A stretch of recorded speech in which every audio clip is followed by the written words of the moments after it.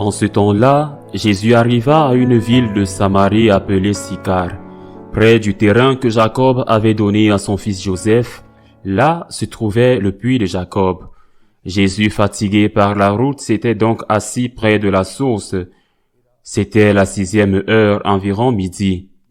Arrive une femme de Samarie qui venait puiser de l'eau. Jésus lui dit, « Donne-moi à boire. » En effet, ses disciples étaient partis à la ville pour acheter des provisions. La Samaritaine lui dit, « Comment, toi un Juif, tu me demandes à boire, à moi une Samaritaine ?» En effet, les Juifs ne fréquentent pas les Samaritains. Jésus lui répondit, « Si tu savais le don de Dieu, et qui est celui qui te dit « Donne-moi à boire », c'est toi qui lui aurais demandé et il t'aurait donné de l'eau vive. » Elle lui dit, « Seigneur, tu n'as rien pour puiser et le puits est profond. D'où as-tu donc cette eau vive? Serais-tu plus grand que notre père Jacob, qui nous a donné ce puits et qui en a bu lui-même avec ses fils et ses bêtes? » Jésus lui répondit, « Quiconque boit de cette eau aura de nouveau soif, mais celui qui boira de l'eau que moi je lui donnerai n'aura plus jamais soif. Et l'eau que je lui donnerai deviendra en lui une source d'eau jaillissante pour la vie éternelle. » La femme lui dit, « Seigneur, donne-moi de cette eau, que je n'ai plus soif et que je n'ai plus à venir ici pour puiser. Je vois que tu es un prophète. Eh bien, nos pères ont adoré sur la montagne qui est là. Et vous, les Juifs, vous dites que le lieu où il faut adorer est à Jérusalem. » Jésus lui dit, « Femme, crois-moi, l'heure vient où vous n'irez plus ni sur cette montagne ni à Jérusalem pour adorer le Père. Vous adorez ce que vous ne connaissez pas. Nous adorons ce que nous connaissons, car le salut vient des Juifs. Mais l'heure vient, et c'est maintenant, où les vrais adorateurs adoreront le Père en esprit et vérité. Tels sont les adorateurs que recherche le Père. Dieu est esprit. Et ceux qui l'adorent, c'est en esprit et en vérité qui doivent l'adorer. » La femme lui dit, « Je sais qu'il vient, le Messie, celui qu'on appelle Christ.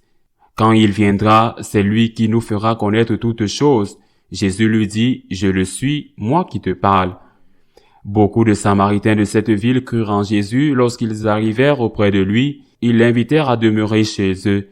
Et il y demeura 2 jours. Ils furent encore beaucoup plus nombreux à croire à cause de sa parole à lui. Et il disait à la femme, « Ce n'est plus à cause de ce que tu nous as dit que nous croyons. Nous-mêmes, nous l'avons entendu et nous savons que c'est vraiment lui, le Sauveur du monde. » Acclamons la parole de Dieu. Ce récit de la rencontre de Jésus avec la Samaritaine est un récit bref. L'Église nous permet de le faire en éliminant certains paragraphes du texte pour qu'il ne soit pas trop long. Mais l'une des choses qui est omise, c'est que dans ce dialogue de Jésus avec cette femme, c'est son histoire personnelle, l'histoire personnelle de la Samaritaine. Le Seigneur, qui connaît chaque personne, qui connaît chacun d'entre nous, connaissait aussi cette femme et son histoire, et lui dit qu'elle avait eu plusieurs maris et que celui qui en avait eu un de trop n'était pas son mari. Ce n'était pas une femme riche, elle ne serait pas allée puiser de l'eau elle-même, elle aurait envoyé une servante, mais ce n'était non plus une femme, on peut peut-être l'appeler une prostituée, mais elle avait eu des relations qui avaient duré un certain temps. Eh bien, cette femme, qui était-elle, même du point de vue du Juif et du Samaritain, était dans le péché. Le Seigneur vient à elle, ou plutôt, il est là et elle vient à lui. Même si elle ne le cherche pas, le Seigneur le sait aussi et établit un beau dialogue avec elle. D'abord, il ne la méprise jamais. Le Christ méprise les pécheurs? Non. Que deviendrait chacun de nous si Jésus méprisait les pécheurs? Il est venu pour guérir les malades, il est venu pour sauver. Si quelqu'un est condamné, c'est parce qu'il ne veut pas accepter le salut de Dieu. Le Christ est venu pour sauver ce qui était perdu. Il est venu notre sauveur et lui seul est notre sauveur. Nous l'avons vu maintes fois dans l'Évangile et nous le voyons ici une fois de plus. Mais d'abord, il ne lui dit pas que ce qu'elle fait est bien, comme ce sera le cas pour la femme prise en flagrant délit d'adultère, qui sera épargnée de la mise à mort. Mais il lui dit, ne pêche plus. Le Seigneur, qui accueille les pécheurs, ne leur dit pas de continuer à pécher. Il ne leur dit pas que leur péché n'est pas un péché. Avec amour, avec miséricorde, il nous traite tous, mais pas pour nous dire de continuer à faire le mal, pour dire que le mal est bon.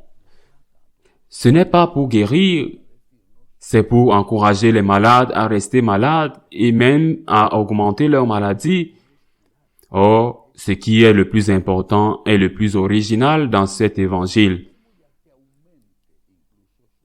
c'est dans cette conversation, lorsque notre Seigneur, profitant du fait qu'ils sont dans cette circonstance, qu'ils sont au puits, c'est-à-dire notre Seigneur se présente comme l'eau.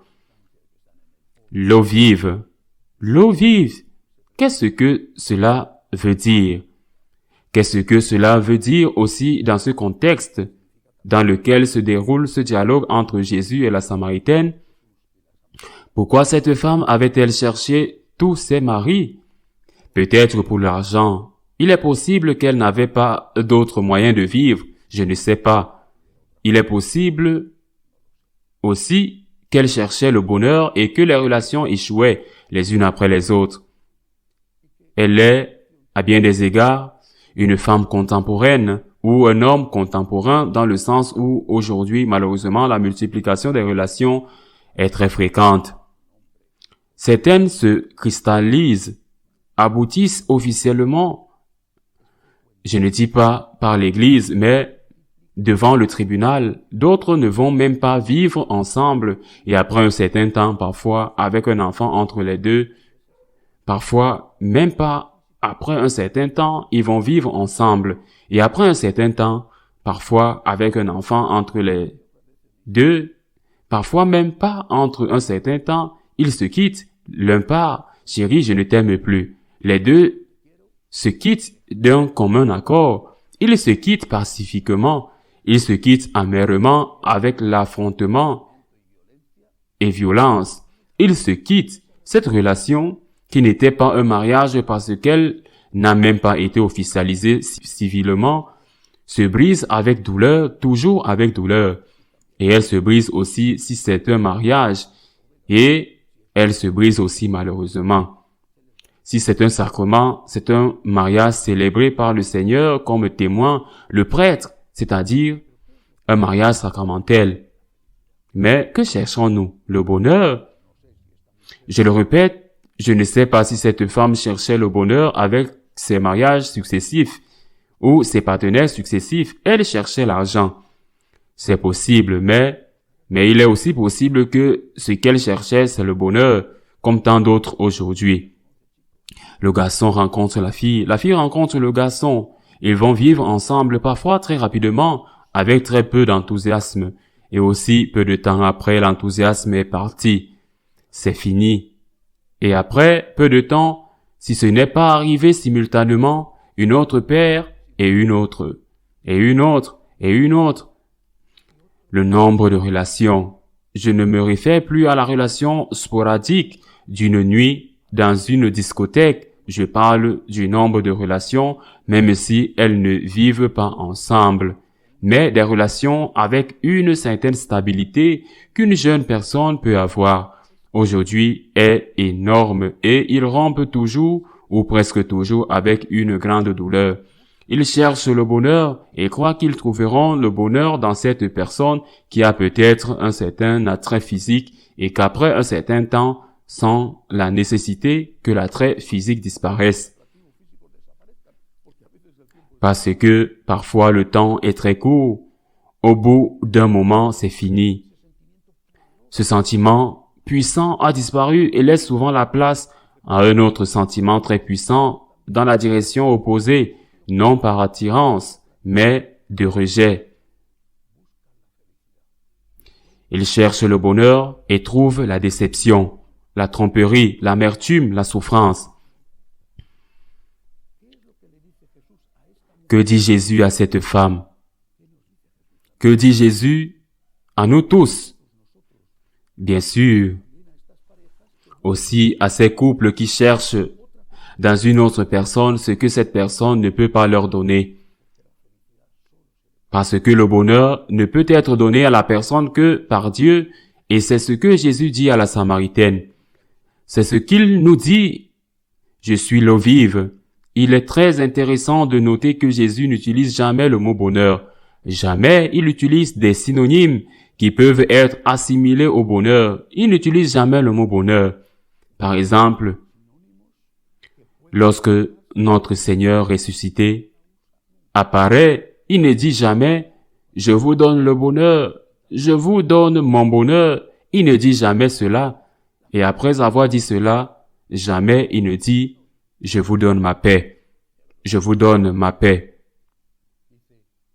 Je vous donne ma paix, je ne vous la donne pas comme le monde vous la donne. Je vous donne ma paix, que la paix soit avec vous parce que pour Jésus, le vrai bonheur, c'est la paix.